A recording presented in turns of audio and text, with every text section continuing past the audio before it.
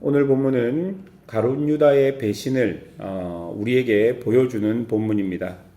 어떤 사람들은 예수님이 제자의 배신으로 인하여 십자가에 못 박혔다 말하기도 합니다. 그러니까 마치 유능한 장수가 자신의 신복에게 암살당한 것처럼 예수님 역시 그랬다는 말일 것입니다. 그런데 18절을 보면 분명하게 이야기합니다. 내가 너희 모두를 가리켜 말하는 것이 아니니라. 나는 내가 택한 자들이 누구인지를 알미라. 그러나 내 떡을 먹는 자가 내게 발꿈치를 들었다 한 성경을 응하게 하려는 것이니라. 여러분, 예수님은 이미 가룟 유다의 배신을 알고 계셨습니다. 18절에 나오는 내 떡을 먹는 자가 내 발꿈치를 들었다라는 말씀은 시편 41편 9절의 말씀입니다. 여기서 떡 먹는 자는 식탁을 함께하는 친밀한 관계를 뜻합니다. 고대 근동에서 함께 밥을 먹는다는 것은 언약적 신뢰 행위입니다. 유다는 마지막 만찬 자리에 앉아 있었고 그 순간도 예수님과 떡을 나누고 있었습니다. 그리고 내게 발꿈치를 들었다는 것은 직역하면 나를 향해 발꿈치를 치켜 들었다라는 뜻으로 발로 걷어차거나 짓밟는 의미를 가지고 있는 것이죠. 즉 배신과 적대적인 행위를 생생하게 표현하는 관용어들입니다. 그러니까 예수님은 아무것도 모르는 상태에서 유다의 갑작스러운 배신으로 십자가에 못 박힌 것이 아닙니다. 18절 마지막에 성경을 응하게 하려는 것이라는 구절을 보십시오. 하나님의 계획과 섭리 안에 포함되어 있다라는 것을 우리에게 알려줍니다. 그런데 이렇게 생각해 보면 오히려 우리에게 생기는 질문이 있습니다. 모든 것을 알고 계셨다면 막아야 되지 않느냐라는 것입니다.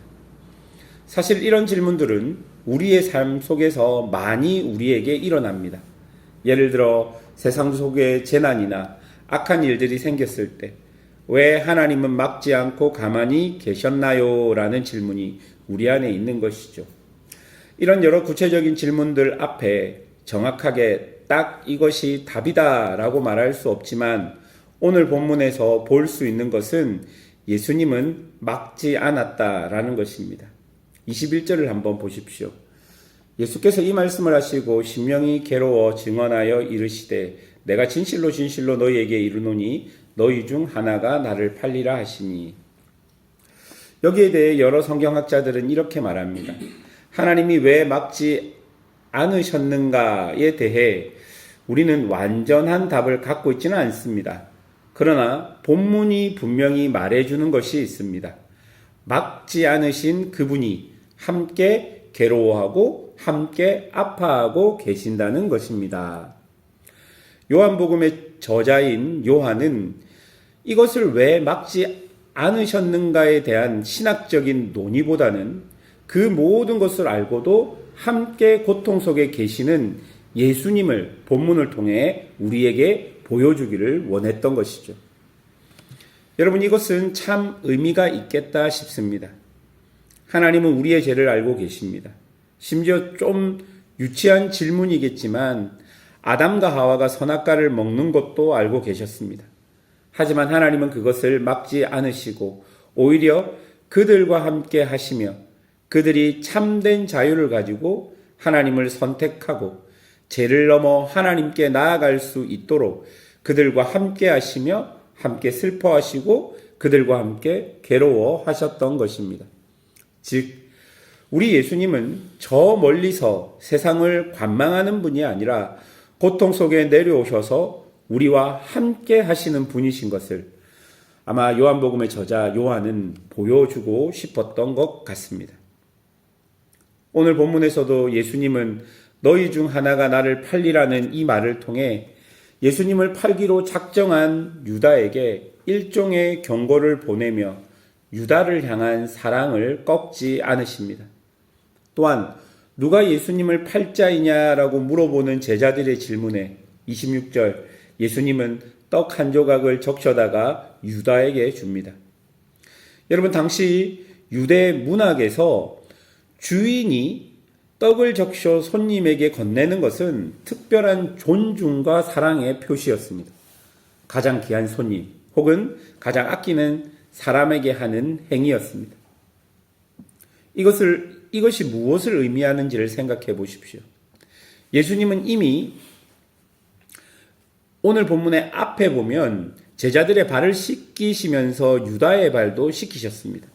그리고 이제 떡을 손수 적셔서 유다에게 건넵니다.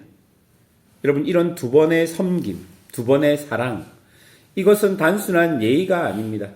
마지막까지 열려있는 문이었습니다. 유다는 이 손에서 떡을 받는 순간 돌아설 수 있었던 것이죠. 예수님의 눈을 바라보면서 주님, 바로 저입니다 라고 말할 수 있는 기회가 있었던 것이죠. 그러나 유다는 그 떡을 받고 자리에서 떠나 나가버립니다. 사실 우리도 수없이 많은 떡 조각을 받아왔습니다. 예배 때마다, 말씀 앞에 설 때마다, 어떤 사건을 통해 하나님이 우리를 부르실 때마다 그것이 바로 예수님이 건네시는 떡 조각이 아니었을까요? 이제 본문 27절은 사단이 그 속에 들어갔다 말합니다. 이 말은요, 한순간 이런 일이 일어났다라는 것을 의미하지는 않습니다. 13장 2절에 보면 마귀는 벌써 유다에게 생각을 넣었다고 말하고 27절에서는 그것이 발전하여 실행이 된 것을 보여줍니다. 그러니 오랫동안 조금씩 유다의 마음 안에 그런 의심과 욕망과 돈을 사랑하고 떡을 훔치고 하는 그 마음에 열린 틈을 방치한 그곳에 사단이 들어오게 된 것이죠. 그리고 마지막 순간 예수님이 예수님이 건네신 떡 조각 앞에서도 돌아서지 않고 마음의 문을 닫아 버린 것입니다. 요한복음 12장 47절은 내가 온 것은 세상을 심판하려 함이 아니요 세상을 구원하려 함이라고 말씀하시면서 48절에 그럼에도 나를 버리고 내 말을 받지 않으면 심판이 있다라고 말합니다. 즉 유다는 여러 순간을 통해 예수님의 경고와 사랑을 받았고 저버렸습니다. 결국 사단에게 자신을 내어주고 말았던 것입니다.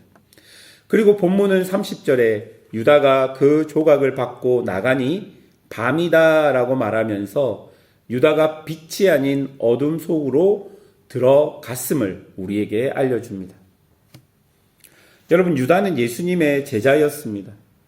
그런데 그는 예수님을 배신했습니다. 그가 예수님을 따랐던 이유는 예수님이 자신이 원했던 것, 곧 자신의 열심히 이루고 싶었던 것을 예수님이 줄 수 있겠다 믿었기 때문입니다. 그는 예수님의 능력을 보았고 군중들이 예수님을 따랐던 것을 보았습니다. 그러나 점차 그가 보았던 것은 예수님이 향하는 곳이 자신이 원하는 곳과는 조금 다르다는 것을 보았던 것 같습니다. 유다는 정치적인 자유와 독립을 원했지만 예수님은 십자가와 그 죽음으로 향하고 있었던 것이죠. 그때 유다는 예수님이 자신이 그토록 원하는 자신의 원함과 자신의 열심으로 이루어야 하는 무엇인가를 이룰 수 없는 분이구나라는 것을 깨닫게 되었을 것입니다. 자신이 꿈꾸던 것을 이루어 줄 수 있겠다 싶어서 예수님을 따랐는데 예수님의 공생애의 마지막에 예수님을 보면 자신이 꿈꾸던 것을 이룰 수 없겠구나라는 결론에 도달했고 유다는 예수님을 배신한 것입니다. 다시 말해 유다가 원했던 것은 하나님의 나라가 아닌 자신이 원하는 나라였습니다. 여러분, 유다는 그 누구보다 예수님의 제자들 안에서 열심히 있었던 제자였습니다. 그리고 그 공동체 안에서도 매우 신뢰가 높았던 제자였습니다. 그런 제자가 예수님을 배신하고 또한 그 누구보다 하나님을 잘 섬긴 사람이라고 말하는 제자들 중에 예수님을 배신했던 것입니다. 여러분, 이런 모습은요, 바리새인과 제사장들의 모습과도 똑같습니다. 하나님을 잘 섬긴다 하지만 결국 그들이 하나님의 아들을 십자가에 못 박았던 것이죠. 왜냐하면 자신이 원하는 것을 이루어줄 수 없었기 때문입니다. 결국 우리의 열심이 무엇을 향해 있는지, 누구를 향해 있는지 한번 생각해 보아야 합니다. 그것이 잘못되면 우리 역시 나의 열심으로 하나님 나라가 아닌 나의 나라를 세울 수 있다라는 것을 기억해야 할 것입니다. 또한 한편으로 생각할 것은 배신보다 크신 하나님의 사랑일 것입니다. 요한복음 13장 1절이 이야기하는 것처럼 끝까지 사랑하시는 예수님을 기억해야 할 것입니다. 사랑하는 여러분, 우리는 인생을 살아가면서 날마다 우리가 믿는 믿음과 신앙을 배신하는 어떤 선택과 기로에 서 있을 때가 있습니다. 여러분, 예전에는요, 완전히 우리 눈에 보이는 배신과 배신이 아님의 선택이었다면 요즘에는 내가 신앙생활을 하는 도중에도 우리의 믿음과 신앙을 배신할 수 있는 선택지가 많이 늘어가고 있다라는 것이죠. 분별하지 못하면 우리는 믿음적인 행위라고 생각하며 선택하고 결정했던 것이 결국은 그것이 하나님의 뜻이 아니라 예수 그리스도를 십자가에 못 박는 죄와 똑같은 선택을 할 수 있다라는 것입니다.